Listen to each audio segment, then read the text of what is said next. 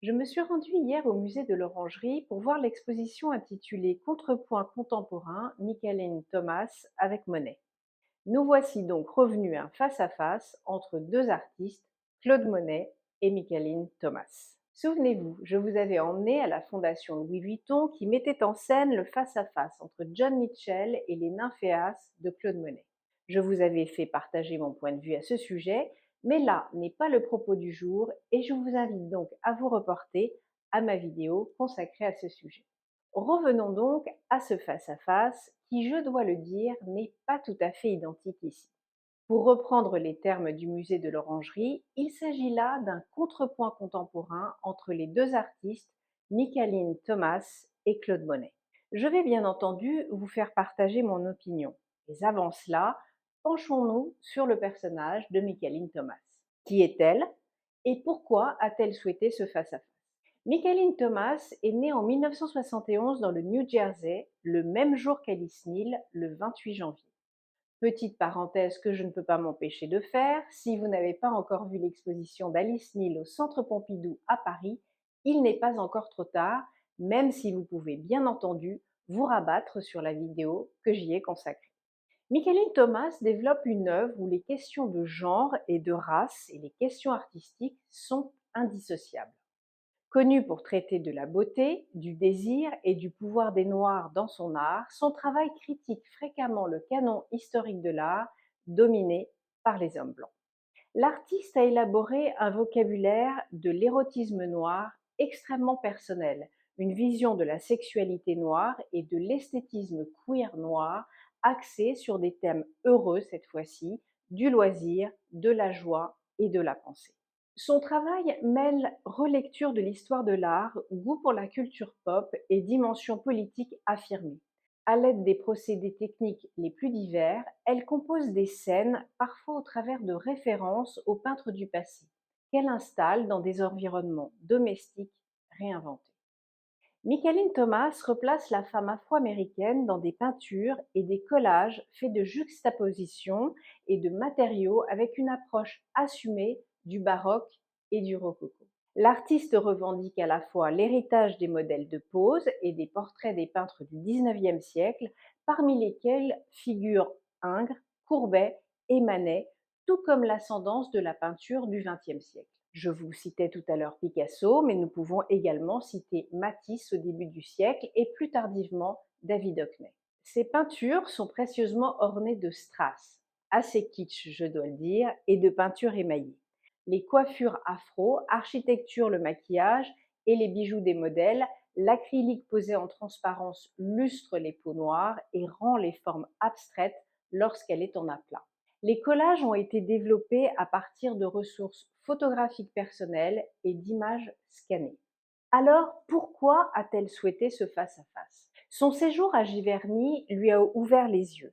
Giverny, dit-elle, lui a donné l'occasion de réfléchir au travail de composition de Monet et d'étudier le paysage qui n'était pas un genre central dans son œuvre. La biographie du peintre lui a également offert une histoire de liberté et de rébellion contre les normes de son époque. Chacune de ses œuvres puise dans l'histoire de l'art et la culture populaire tout en critiquant les présupposés afin d'offrir une représentation plus complexe de la féminité, de la sexualité, du désir et du pouvoir dans un dialogue avec l'œuvre de Monet. Alors pourquoi avez-vous décidé de venir ici à Giverny en 2011? La question lui a été posée. 1. Aller dans un pays que je ne connaissais pas. 2. Aller là où Monet, Matisse ont peint et ressentir la lumière et les paysages qu'ils ont peints. 3. Pour le bonheur d'une femme afro-américaine qui vient des États-Unis à Paris, où tant d'artistes afro-américains sont venus au XXe siècle, ont été acceptés et ont pu travailler.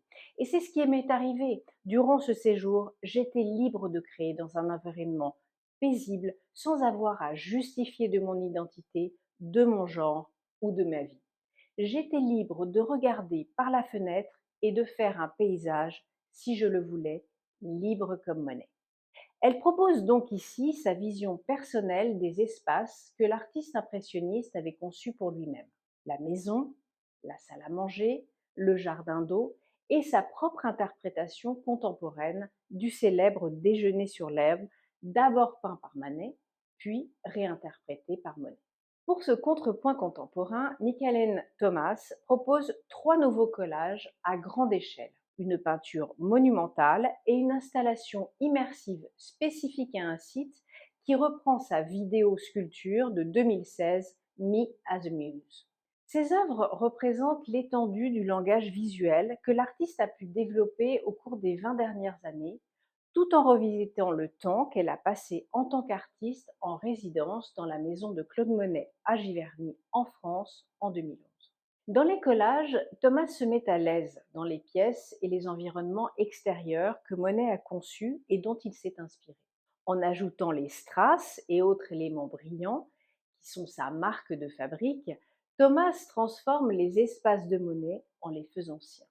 Des photographies du jardin de Monet forment l'arrière-plan du Déjeuner sur l'herbe. Les 3 femmes avec Monet, datées de 2022, la réponse radicale et festive de Thomas au Déjeuner sur l'herbe, d'abord peint par Édouard Manet, comme je vous le disais, en 1862-63, puis réinterprété par Monet juste après en 1865-66. Thomas remplace les figures blanches par 3 femmes noires qui regardent le spectateur avec assurance. Les cheveux sont fièrement portés au naturel ou coiffés en tresses complexes, tandis que les vêtements évoquent totalement les années 70. L'apogée des mouvements pour les droits civiques est Black is Beautiful aux États-Unis. Le thème du jardin réapparaît lorsque Thomas actualise Me as Muse, daté de 2016, avec des photographies et des faux arrangements floraux, fournissant un arrière-plan aux écrans vidéo sur lesquels l'artiste utilise son propre corps nu pour critiquer la tradition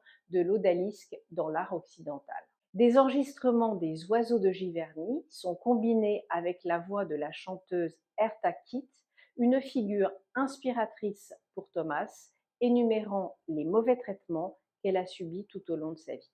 Transcendant ses influences esthétiques et évoquant l'invisibilité des corps noirs dans une histoire de l'art subjective, l'œuvre de Michelin Thomas s'implique politiquement en plaçant le corps de la femme noire américaine comme objet central au cœur du tableau. La figure occupe tout l'espace pour s'affirmer avec panache comme l'une des composantes essentielles de la société américaine.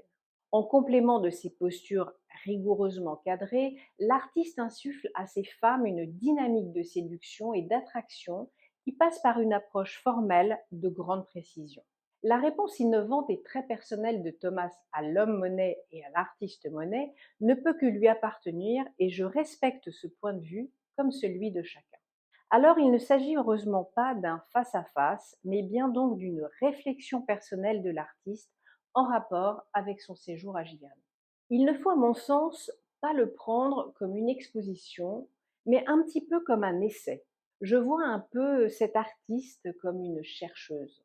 Contrairement à l'exposition John Mitchell qui propose un véritable face-à-face, qui n'était d'ailleurs pas souhaité par l'artiste elle-même, rappelons que l'artiste expressionniste John Mitchell abstraite a toujours été réticente à toute association avec Monet.